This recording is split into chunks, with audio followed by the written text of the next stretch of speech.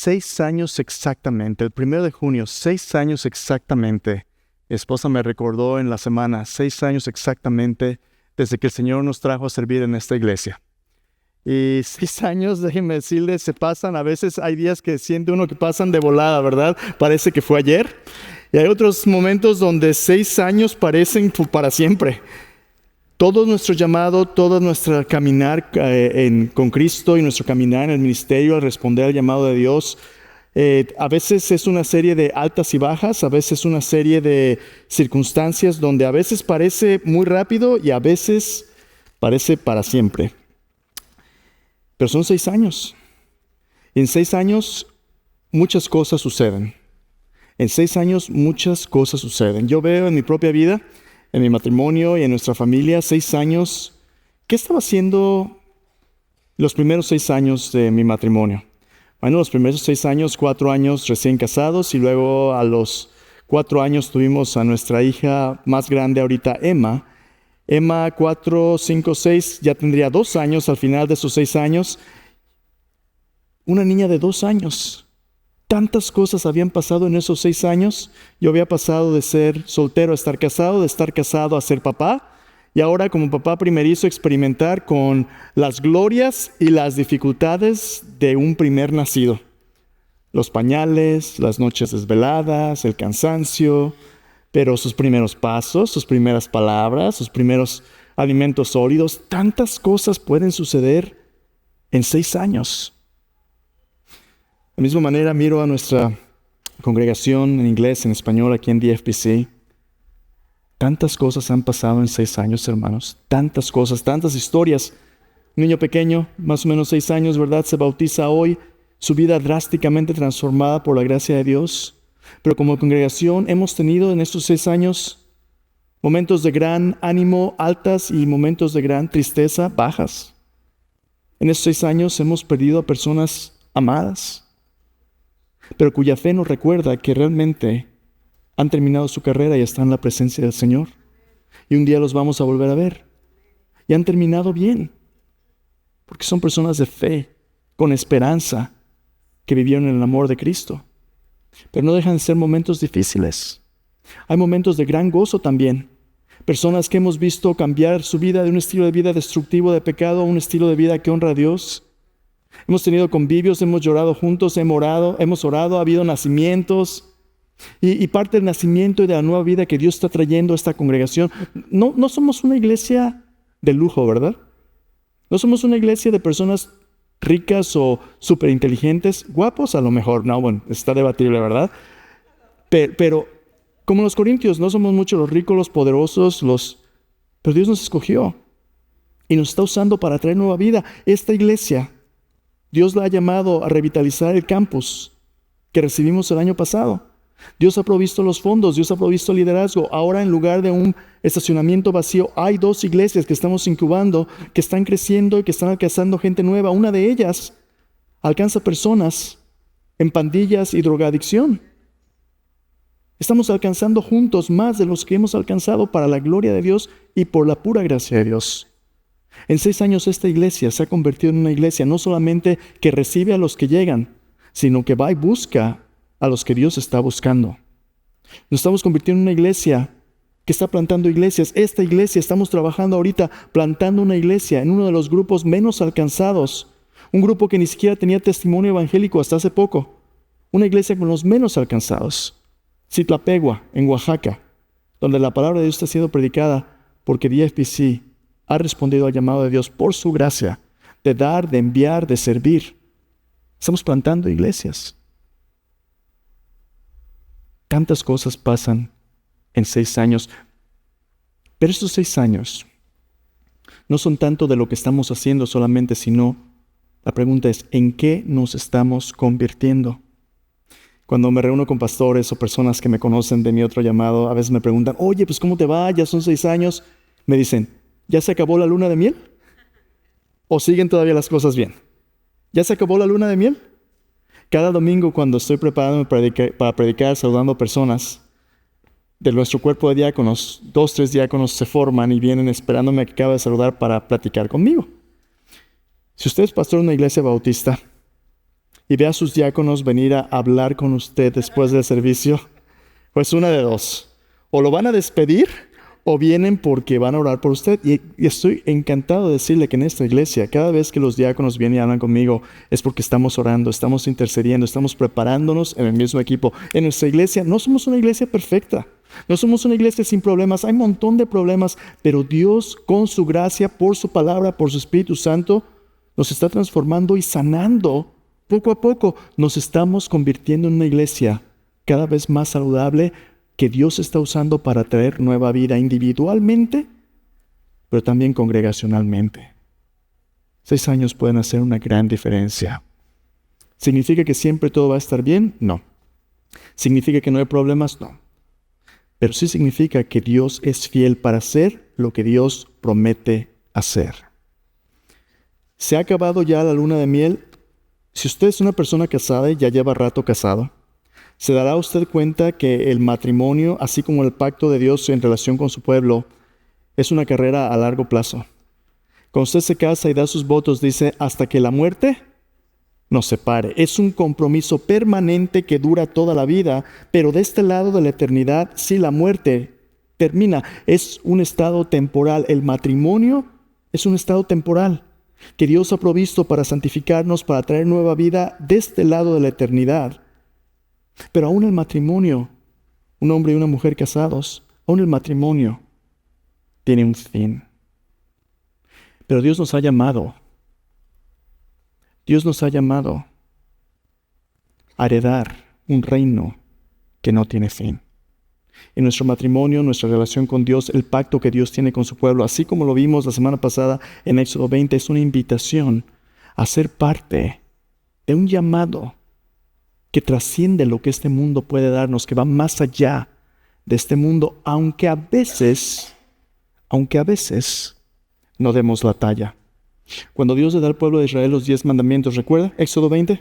Yo soy Jehová tu Dios que te saqué de la tierra de Egipto, de casa de servidumbre. No tendrás dioses ajenos delante de mí. No te harás imagen ni ninguna semejanza de lo que esté arriba en los cielos, ni en las aguas, ni en la tierra debajo de la tierra. No te inclinarás a ellas, ni las honrarás, porque yo soy Jehová tu Dios fuerte, celoso, que visita la maldad de los padres sobre los hijos hasta la 3ª y 4ª generación de los que me aborrecen. Hago misericordia a millares, a los que me aman y guardan mis mandamientos.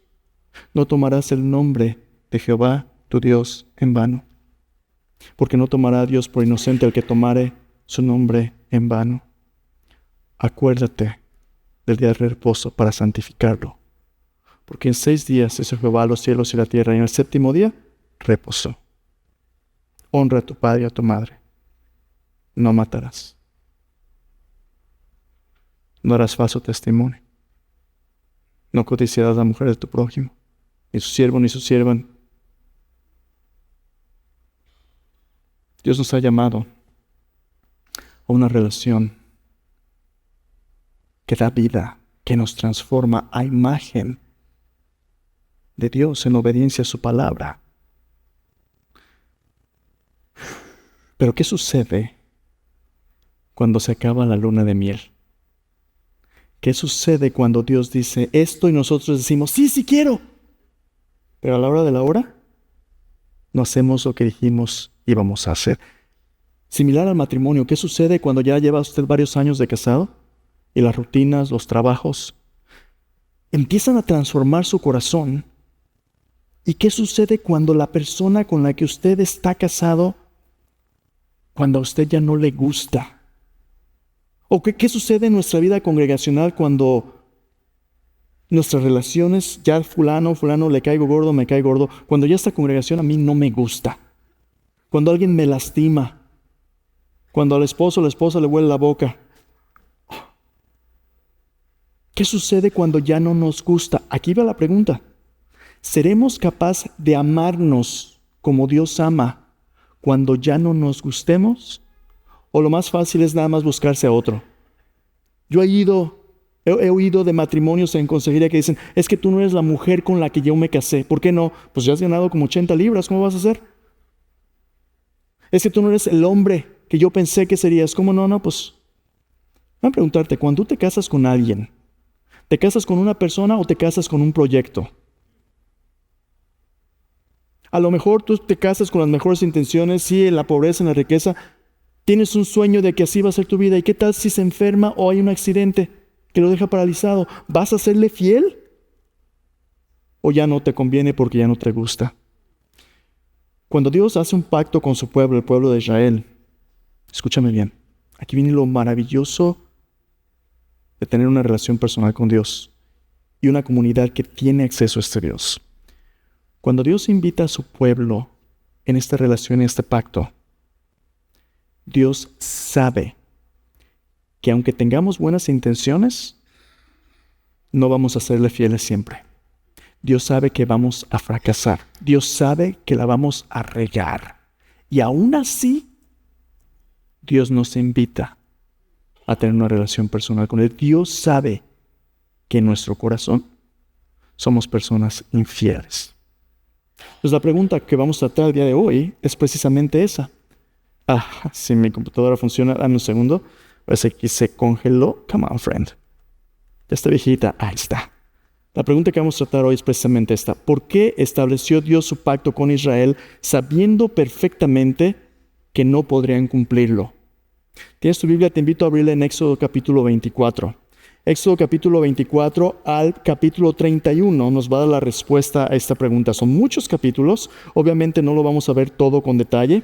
Pero en Éxodo capítulo 24 al capítulo 31, la continuación del capítulo 20 al 23, que abre con los 10 mandamientos y este pacto de Dios con el pueblo de Israel, Dios nos da la respuesta a esta pregunta. En Éxodo 20, 21, 22 y 23, Dios le da mandamientos a Moisés en la montaña, revelando su santidad, revelando su justicia, revelando su palabra, sus demandas. Y el pueblo de Israel, cada vez que escucha lo que Dios quiere de él, ¿sabes qué dice Israel? Sí, todo lo que Dios ha dicho haremos y su voz obedeceremos. Sí, mami. Pero a la hora de la hora, de hecho, solo para que veas, capítulo 24, vamos a ver en un momento cómo Dios responde a esta pregunta, pero capítulo 24, 25 hasta el 31, Dios invita a Moisés a entrar en la oscuridad de su presencia en esa montaña y Dios le da instrucciones de cómo construir el tabernáculo, un santuario. Ahorita vamos a hablar de ello. Dios le da instrucciones detalladas de cómo es que Dios iba a vivir en medio de su pueblo en este pacto que había dado de los 10 mandamientos, cómo Dios iba a ser presente. Dios le da a Moisés un modelo glorioso que era una intersección entre el cielo y la tierra. Pero cada vez que Dios dice algo, el pueblo dice, sí, eso vamos a hacer. Pero en el capítulo 32, justamente cuando Dios le da todas esas instrucciones, tienes tú el incidente de Israel, porque Moisés ha pasado 40 días con Dios ahí en la oscuridad. En los 40 días, Israel está esperando. ¿Y sabes qué pasa? Se cansan de esperar. Y le dicen a Aarón, pues, haznos algo, no un Dios que vaya adelante. Ese es el incidente del becerro de oro. Vamos a hablar de ello la próxima semana. Dios está reuniéndose con Moisés, dándole los 10 mandamientos, presentándole el modelo de lo que sería su hogar con su pueblo. Y mientras tanto, Israel, ¿sabes qué está haciendo? Israel, la esposa recién casada, está echándole un ojo al vecino diciendo, está medio guapo, sí, pues. El esposo se fue de viaje y aquí está disponible. ¿Y qué está haciendo el esposo? Preparando los muebles, preparando el hogar, preparando. Y mientras tanto Israel le está echando el ojo al vecino. Es que la vista es muy natural. Sí, muy natural en un mundo caído. En un mundo lleno de dolor y de pecado, en un mundo donde todos nosotros tenemos un corazón infiel. Pero Dios ya sabe cómo somos y lo maravilloso de lo que vamos a leer hoy es que a pesar de nuestras fallas, a pesar de nuestros pecados, a pesar de nuestras infidelidades, Dios nos sigue amando. Cuando tú le dices a alguien, oye, sonríe, Dios te ama, es un cliché, ¿verdad? Dios te ama, Dios te ama. Pero no entendemos la profundidad de lo que esto significa. En Deuteronomio más tarde, en el último libro del Pentateuco, Dios le dice al pueblo de Israel, no porque eras mejor que las demás naciones, Dios te escogió. Dios te escogió porque Dios te amó y porque Dios guarda sus promesas que le hizo a Abraham, a Isaac y a Jacob. La visión del amor de Dios es tal que el amor de Dios en los Salmos se celebra como lo único que dura para siempre. Aunque en este mundo todo es temporal, Lo que nos conecta a la eternidad en el plan de Dios y en la vida eterna de Dios es su amor. Escúchame bien. Dios no nos ama porque nosotros nos ganamos su amor. El amor de Dios no es un trofeo que nos ganamos por nuestro buen comportamiento. La salvación no la recibes por obras. Dios nos ama no porque lo que nosotros somos, sino por quien es Él. Y precisamente de eso vamos a hablar el día de hoy. Es por quien Dios es y por el amor de Dios eterno que Dios nos sigue amando, porque Dios se ama a sí mismo y de su amor Él nos da. Esta clase de amor, el Nuevo Testamento le llama gracia. Un regalo que tú y yo no podemos ganarnos, pero sí podemos recibir. Y sí podemos vivir dependiendo de este favor no merecido. Entonces acompáñame, vamos a Éxodo 24, vamos a ver la respuesta a esa pregunta. ¿Por qué estableció Dios su pacto con Israel sabiendo perfectamente que no podrían cumplirlo? Porque aún así Dios lo hizo. Hay una frase de un teólogo llamado Karl Rahner que esta semana estaba reflexionando y captura más o menos el punto de lo que vamos a compartir. Él dijo que nosotros vivimos en el tormento de la insuficiencia de todo lo alcanzable. Nuestra vida se vive en el tormento de la insuficiencia de todo lo alcanzable. Y en ese tormento llegamos a comprender que en esta vida todas las sinfonías deben quedar inconclusas. ¿Qué significa esa frase? Déjame desempacarlo un poquito. Dios ha puesto en nuestro corazón un deseo de vida eterna, un deseo por la eternidad, dice Eclesiastés. Dios puso eternidad en nuestro corazón.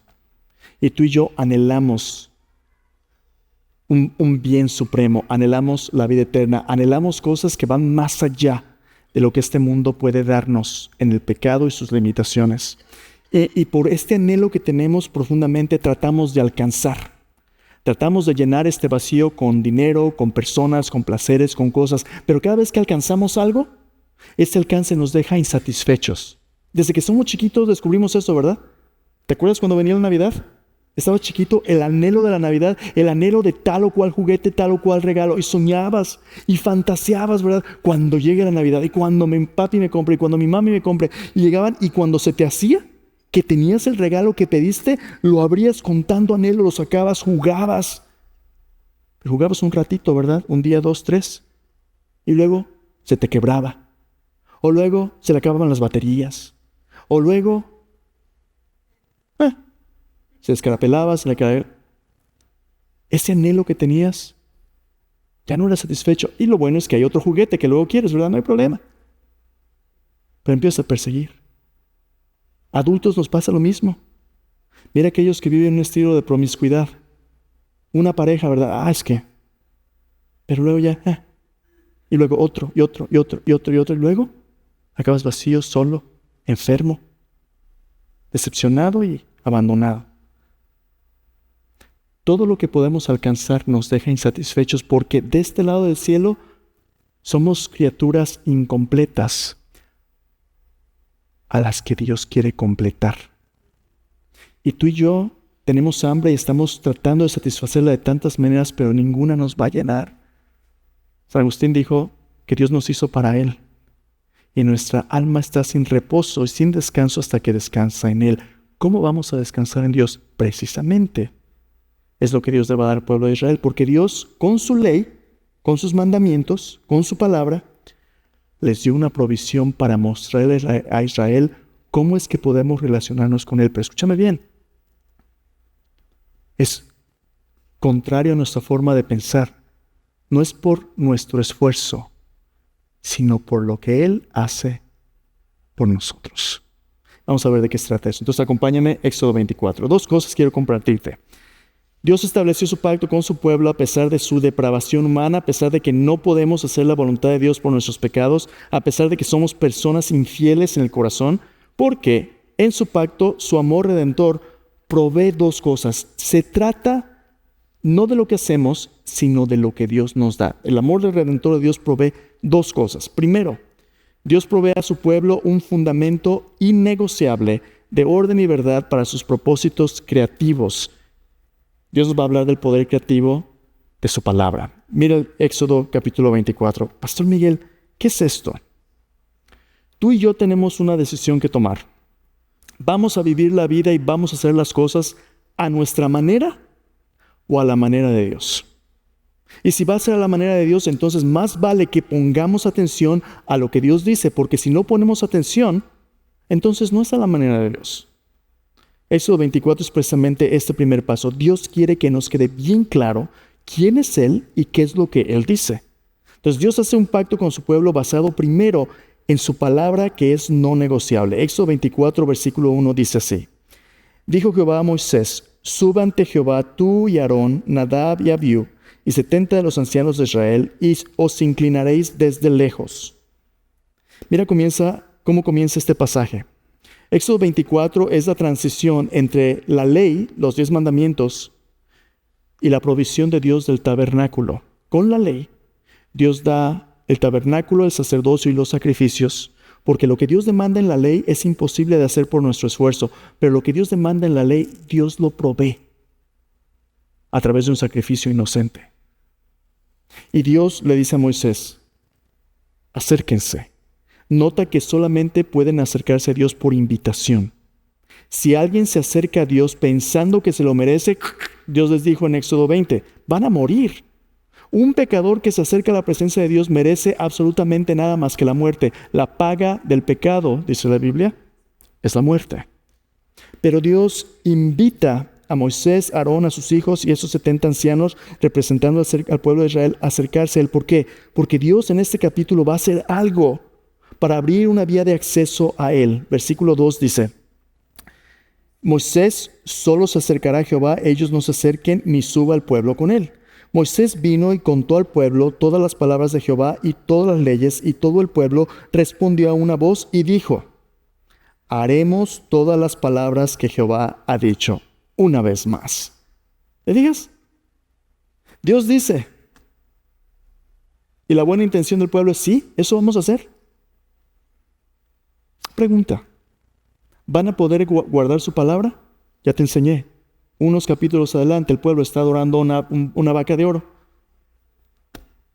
No, el pueblo no va a hacer todo lo que Dios ha mandado, aunque digan que sí. Dicen que sí, pero por dentro, porque no podemos. Todo lo que Dios ha dicho vamos a hacer. Versículo 4. Moisés escribió todas las palabras de Jehová, y levantándose de mañana edificó un altar al pie del monte y 12 columnas según las 12 tribus de Israel. Entonces ya han dicho sus votos, los ponen en el libro. Moisés empieza a preparar una ceremonia especial, simbólica, de lo que Dios tendría que hacer para que el pueblo tuviera acceso a él. Dice: pone un altar y pone estas 12 pilares representando las tribus de Israel. Hay un libro que tiene los mandamientos de Dios, la palabra de Dios. Ese libro, esa escritura, es el punto de referencia que revela la voluntad de Dios. Es el no negociable. Y mira lo que sucede. Versículo 5. Envió jóvenes de los hijos de Israel, los cuales ofrecieron holocaustos, becerros como sacrificios para Jehová. Esta es la primera referencia en esta sección de estas ofrendas. Más adelante en el libro de Levítico, Dios explica más el sistema sacrificial, 5 diferentes tipos de ofrendas diferentes, pero estas ofrendas son ofrendas que representan que están en relación con Dios. Las ofrendas quemadas, los holocaustos, eran ofrendas que representaban una consagración completa. Todo el animal se quemaba, nada se comía, completa, una consagración completa a Dios. Las ofrendas de paz eran ofrendas que si estamos bien, eran de bienestar en esta relación. Versículo 6. Dice: Moisés tomó la mitad de la sangre y la puso en tazones y esparció la otra mitad de la sangre sobre el altar. Y tomó el libro del pacto y lo leyó a oídos del pueblo, el cual dijo: haremos todas las cosas que Jehová ha dicho y obedeceremos.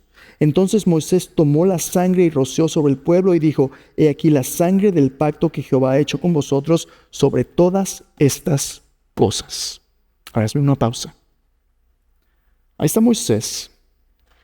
Ahí está el pueblo que ha invitado a Dios, Aarón, Nadab, Abiú, sus hijos, los ancianos. Acércate, unos jóvenes para los sacrificios. Y el pueblo diciendo: vamos a hacer todo lo que Dios ha dicho. Ahí está el libro, con las palabras de Dios. Todo lo que Dios ha dicho haremos y obedeceremos. Y Moisés tiene un tazón. Y en este tazón hay sangre. Sangre del toro que acaba de ser sacrificado. hay sangre. Y el pueblo está diciendo, sí, nos vamos a portar bien, todo va a estar bien, vamos a ser buenos. Sí, mami, lo que tú digas. Y Moisés tiene un tazón con sangre. Y esta sangre no es tu sangre. Es la sangre de otra criatura que acaba de morir, para que tú y yo podamos acercarnos a Dios si fueras el pueblo de Israel. Y la gente está así, queremos acercarnos a Dios y ahí van. Pero Moisés tiene esta sangre. Y lee de nuevo lo que Dios ha dicho. Sí, eso vamos a hacer.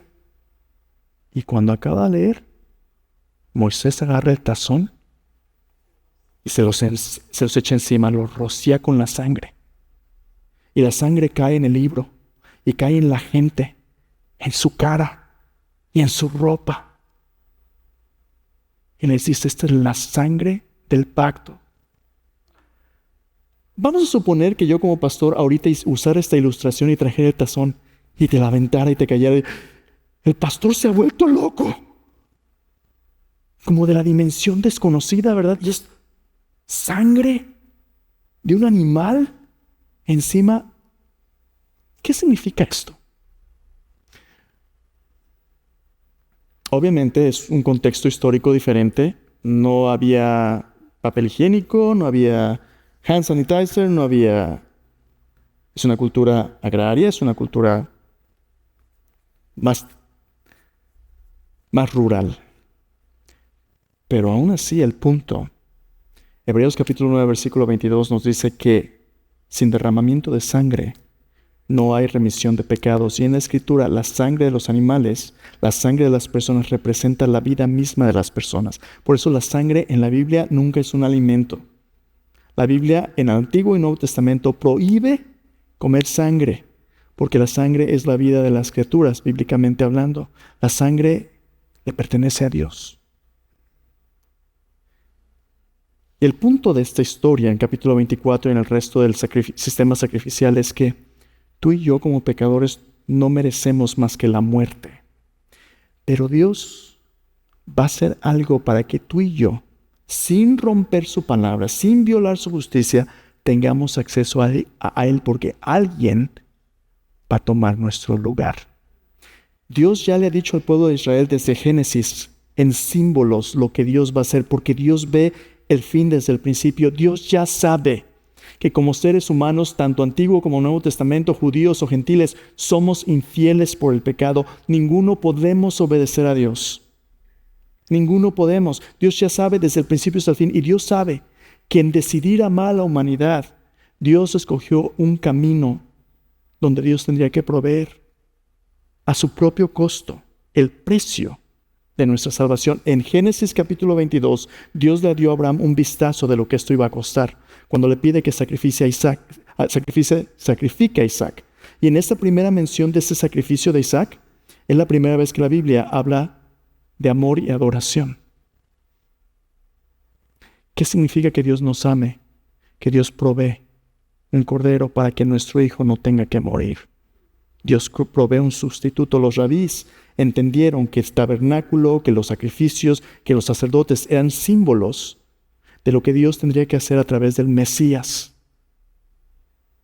Y aquí al Dios estar haciendo su pacto, Moisés les dice, este es el precio de que puedan acercarse a Dios.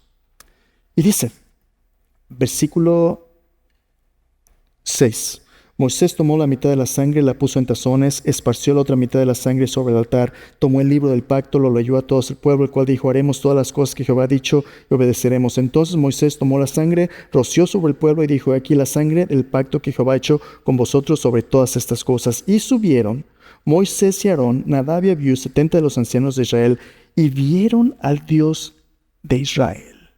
Espera tantito. Ese es un pasaje, hermanos, tremendísimo.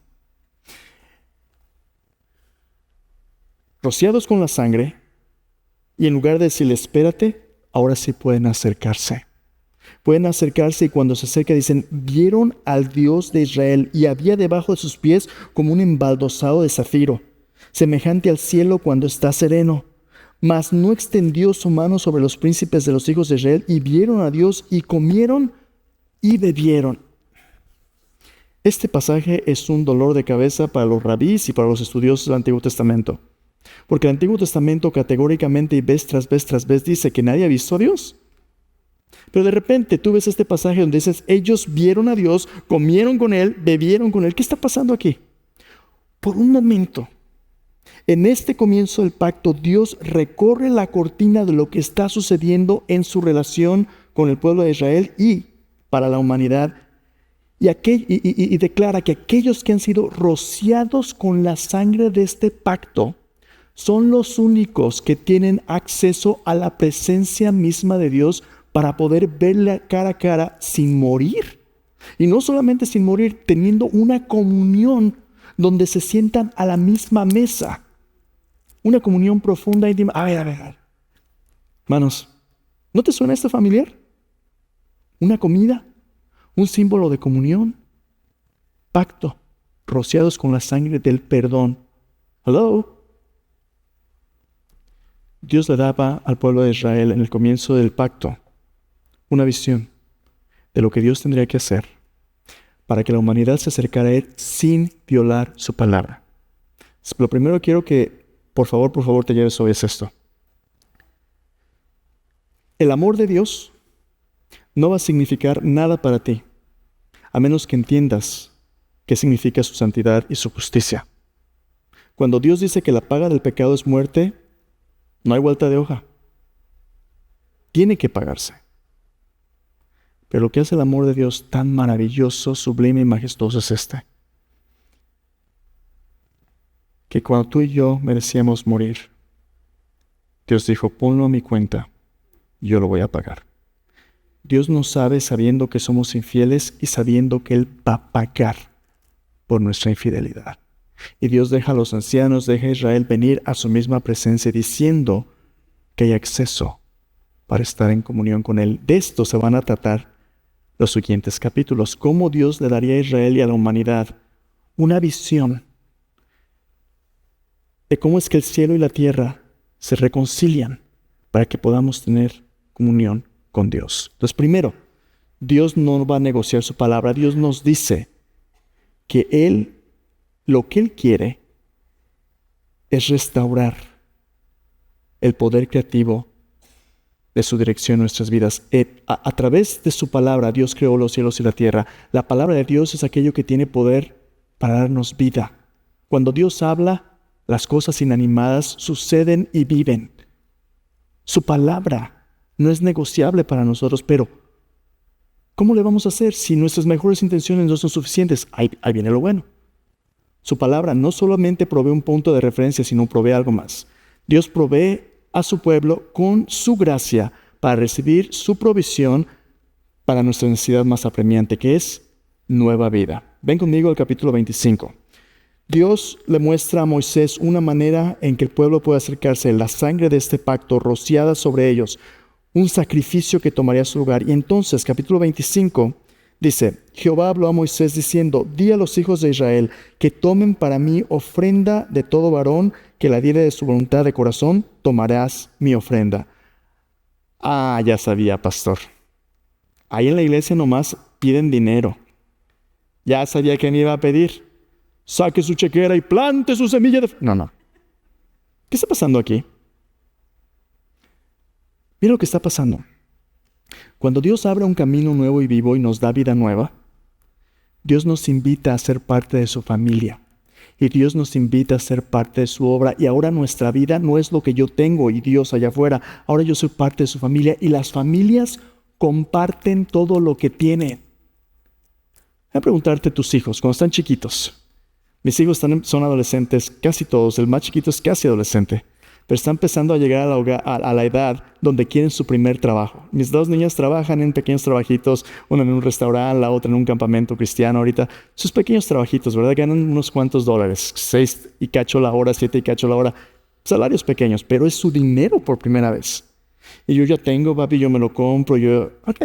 Da gusto ver que le están echando ganas, están siendo responsables. Mi niño, el tercero, que es adolescente, tiene 13, ya empezó a ver las hermanas con dinero y él quiere también. Cada personalidad es diferente. pero mi hijo es más bien la que esto es mi dinero. ¿Qué hijo? Es tu dinero. ¿Crees que con lo poquito que ganas, a veces le gusta jugar fútbol y a veces es referee?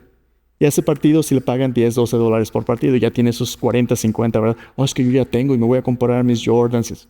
Bien, está bien. Pero este es mi dinero.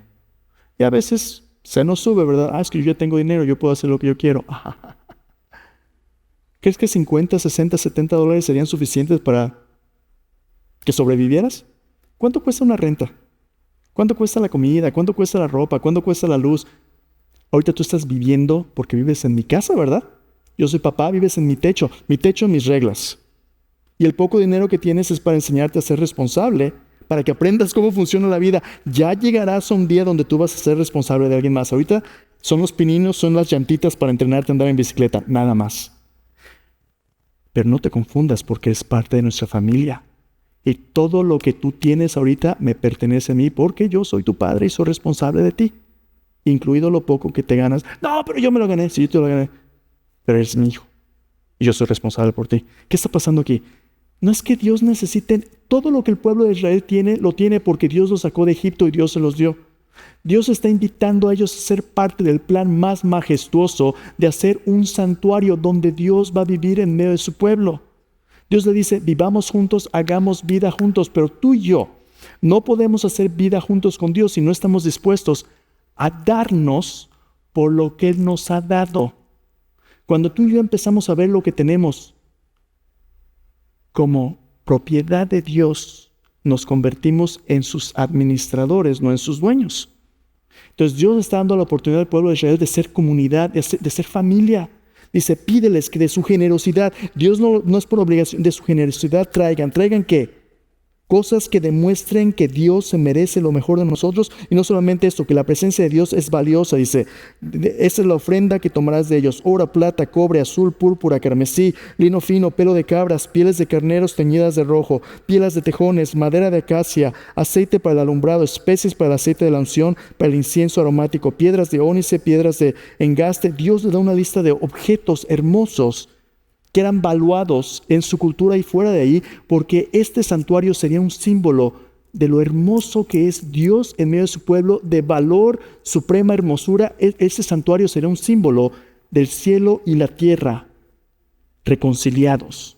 Y sería un lugar lleno de paradojas, de la gloria de Dios y la santidad de Dios, pero la fealdad del pecado y la corrupción del pecado. En este santuario habría artículos de oro resplandeciente con perfume aromático, con incienso. Habría cortinas de lino que tenían querubines y palmeras representando el jardín del Edén. Había un arca de oro, las tablas de piedra escritas con el dedo de Dios, objetos increíbles.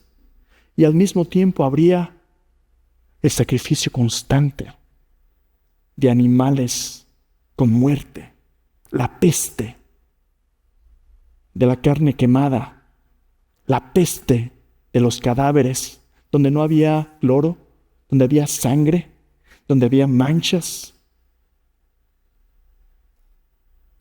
Una paradoja de cómo Dios, a pesar de que sabe de que no podemos cumplir su palabra, provee los medios para que podamos recibir su gracia. Entonces, en los capítulos 26, 27, 28 en adelante hasta el 31, tú empiezas a leer una descripción de estos objetos: el arca, el candelabro, el tabernáculo. 26, capítulo 27, el altar de bronce. Te recomiendo que en casa tú los leas cada uno de ellos. Estos siguientes capítulos, Dios se toma el tiempo, 40 días, 40 noches, de decirle cómo es que Dios va a habitar con su pueblo. Pero 3 cosas quiero compartirte de manera panorámica. 3 cosas Dios le dio en la provisión del sacrificio y del tabernáculo y del sacerdocio levítico. Dios le dio 3 cosas. Primero, Dios les dio el tabernáculo propiamente. El tabernáculo es una tienda de campaña, una tienda con objetos muy especiales. Esta tienda tenía 3 secciones principales. En la sección que se llamaba el atrio externo, había el altar del sacrificio y un mar o una fuente de agua para lavar los sacrificios, para lavar los sacerdotes, agua para las diferentes ceremonias. Pero este altar era el altar donde la gente traía los sacrificios para cubrir sus pecados, para consagración. Este es el altar del sacrificio. Animales sean sacrificados aquí. Luego, en la segunda sección había 2 subsecciones, el lugar santo y el lugar santísimo. Tú no podías pasar más adentro, solo los sacerdotes. Tú traías su sacrificio aquí y los sacerdotes con la sangre de ese pacto como mediadores podían entrar para ministrar a Dios aquí, y una vez al año nada más el sumo sacerdote podía entrar para hacer expiación en el lugar santísimo. Entre el lugar santísimo donde estaba el arca y el lugar santo había una cortina que separaba la presencia misma de Dios, el trono de Dios, del resto del pueblo. ¿Cómo me gustaría que tuviéramos el tiempo de hablar en detalle de cada una de esas cosas? Te recomiendo que leas la carta a los Hebreos para una comparación de lo que Dios dijo en el Antiguo Testamento y cómo el gran punto teológico es este.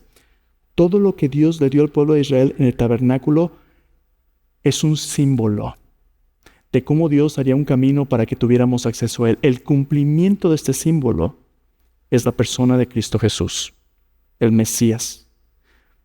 Solo para que veas un poquito. Sin derramamiento de sangre, no hay remisión de pecados. Un sacrificio y sangre derramada era necesaria para tener acceso a la presencia santa de Dios, para ministrar y para estar en comunión con Él. Cuando Jesús muere en la cruz y Él dice, consumado es, el velo del templo se rompe de arriba abajo, no de abajo arriba, de arriba abajo, mostrando que Dios ha hecho un camino para la humanidad. Se abre el templo, el velo, y ahora podemos entrar a la presencia misma de Dios, pero porque Jesús, el sacrificio final del último, ya muerto en la cruz, este sacrificio final de la cruz nos abre el camino a Dios. Sin cruz no hay gloria y no hay resurrección. Todos aquellos que vengan a la presencia de Dios van a venir solamente por la sangre del Cordero de Dios que quita el pecado del mundo. Pero no solamente el tabernáculo. Dios le dio también al pueblo de Israel los sacerdotes, el sacerdocio. El sacerdote era una persona que debía vestirse y vivir de tal manera que reflejara la santidad de Dios. Sus ropas eran hermosas, tenía joyas por todos lados representando las tribus de Israel, tenía objetos que les permitían discernir la voluntad de Dios, una mitra y una diadema, una placa de oro que decía santidad a Jehová. Un vestido glorioso, y el papel del sacerdote era ser un mediador entre el pueblo y entre Dios, trayendo la sangre del pacto para que el pueblo tuviera acceso a Dios sin ser consumido, aquel que pudiera enseñar e instruir. Escúchame bien. El sacerdote tenía que ser una persona que entendiera la santidad y justicia de Dios, pero también su compasión y su amor por el pueblo. Un mediador que pudiera reconciliar al pueblo con Dios.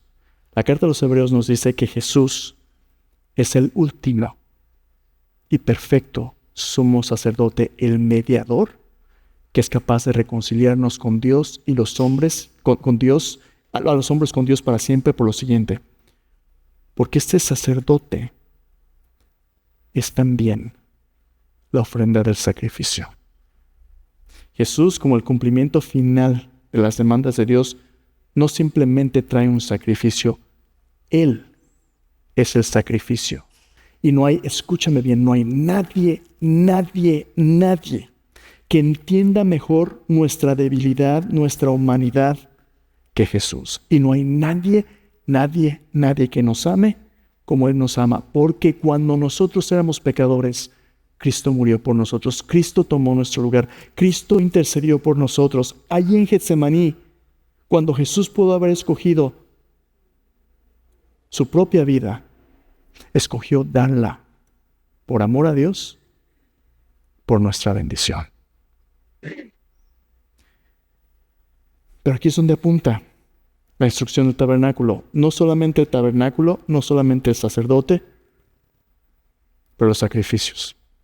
Los sacrificios eran víctimas inocentes que traerían las personas que los sacrificaban, ponían sus manos sobre algunos de ellos y su sangre cubría los pecados. Todo el sacrificio, todo el sacerdocio tiene el punto siguiente.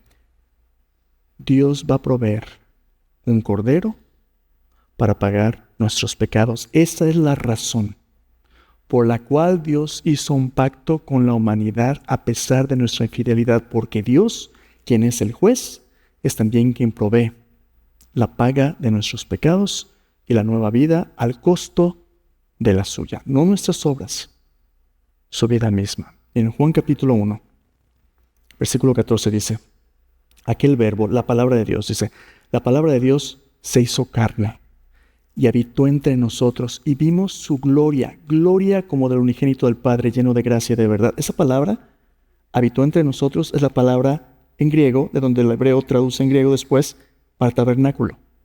Jesús puso su tienda entre nosotros.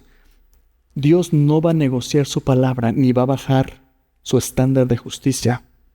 Lo que Dios hace, en lugar de bajarla, ¿sabes qué Dios hace? Dios la acerca tanto a nosotros que su palabra se hace carne. Su palabra se hace uno de nosotros para mostrarnos que su amor es tal que en lugar de mandarnos un libro, un profeta, una carta, Él mismo viene a mostrarnos que lo que Dios dice es quien Dios es. Jesús es la palabra de Dios hecha carne, quien viene y lo da todo para demostrarnos su amor, porque de tal manera amó Dios al mundo que ha dado a su Hijo único, para que todo aquel que en Él cree no se pierda, mas tenga vida eterna. El amor de Dios significa que a pesar de nuestras fallas, a pesar del dolor que vienes cargando, que a veces te separa de Dios y te hace rencoroso, Dios aún quiere darnos su amor. ¿Y qué tenemos que hacer para ganárnoslo? Tú no puedes ganártelo, pero sí lo puedes recibir, porque es gratis. Es gratis. ¿Cómo que es gratis? No. Mira, esta es la parte más difícil de la enseñanza de Jesús en el Nuevo Testamento, en los Evangelios. Los líderes religiosos, si les hubieras dicho, pórtate bien, haz esto o aquello, dirían, ok, no hay problema. Vamos a entrar al cielo por portarnos bien. ¿Recuerdas el joven rico? Maestro bueno, ¿qué bien tengo que hacer para heredar la vida eterna? Conoces los mandamientos, ¿no? ¿Cuáles? No robarás. Todo eso he hecho desde mi juventud. Ok. Todo esto haremos y a su voz obedeceremos. Ok. Vamos viendo. Vende todo lo que tienes, dalo a los pobres. El amor de Dios no es algo que tú y yo nos ganamos por nuestro legalismo o moralismo religioso. El amor de Dios es algo que nosotros podemos recibir solamente cuando humildemente venimos a Dios y se lo pedimos como un regalo. Y eso es lo más difícil para el fariseo y la persona que tiene rectitud personal y propia. Jesús le dijo a los fariseos, ustedes son sepulcros blanqueados. Por fuera se ven bien bonitos, pero por dentro están llenos de muerte y de toda rapacidad e injusticia. Ustedes limpian su plato, pero por dentro son un desastre. Y es dentro donde Dios quiere ganar nuestro corazón y restaurarnos con su amor. No en las apariencias de afuera, en lo que venimos cargando dentro. Dice, el Verbo fue hecho carne, habitó entre nosotros, vimos su gloria, gloria como del unigénito del Padre, lleno de gracia y de verdad, porque la ley por medio de Moisés fue dada, pero la gracia y la verdad vinieron por medio de Jesucristo. A Dios nadie le dio jamás, pero el unigénito Dios que está en el seno del Padre, Él le ha dado a conocer.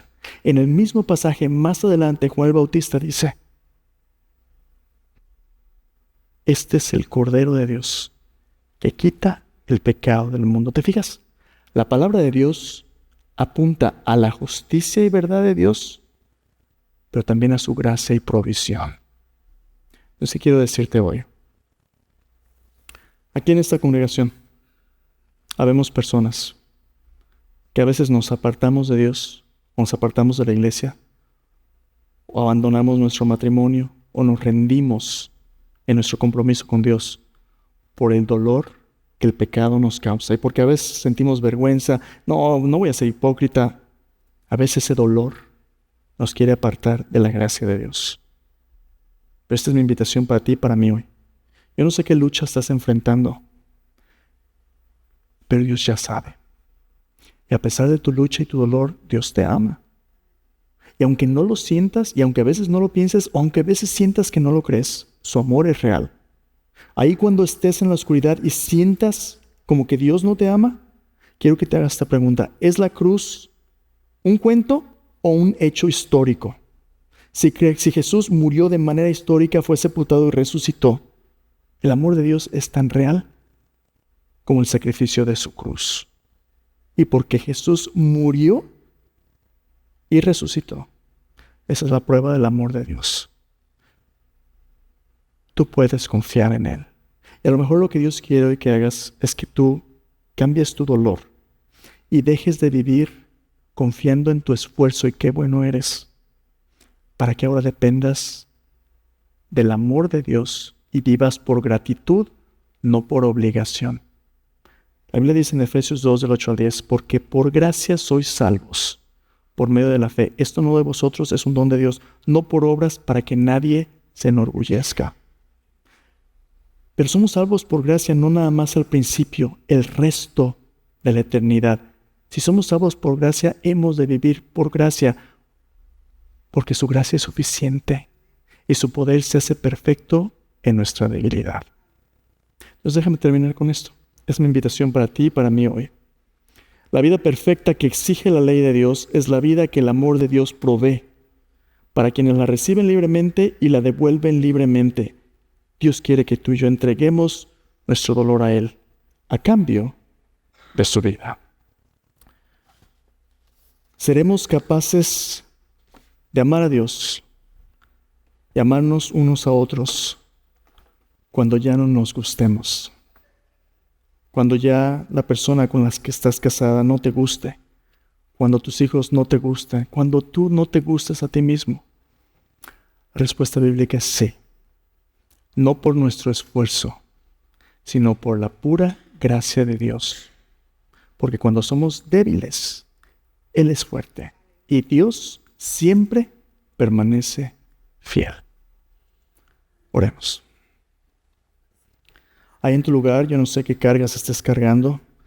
A lo mejor tú viniste hoy a punto de tomar una decisión equivocada en tu matrimonio, en tu vida, yo no sé. A lo mejor Dios está obrando en ti y estás tomando buenas decisiones. A lo mejor Dios está llamándote a restablecer una relación, a regularizar tu matrimonio, a educar a tus hijos en los caminos de Dios, a ser fiel como parte del cuerpo de Cristo, a dar, a contribuir para que su obra se extendiera. Yo no sé. Pero lo que yo sí sé es que Dios quiere que recibas su amor y de la abundancia de su amor tú lo compartas. Que no vivas por temor o dolor, sino por gratitud y por amor. Padre bendito, gracias por este día. Gracias porque en esta mesa tú nos recuerdas, Señor, cómo demostraste tu amor.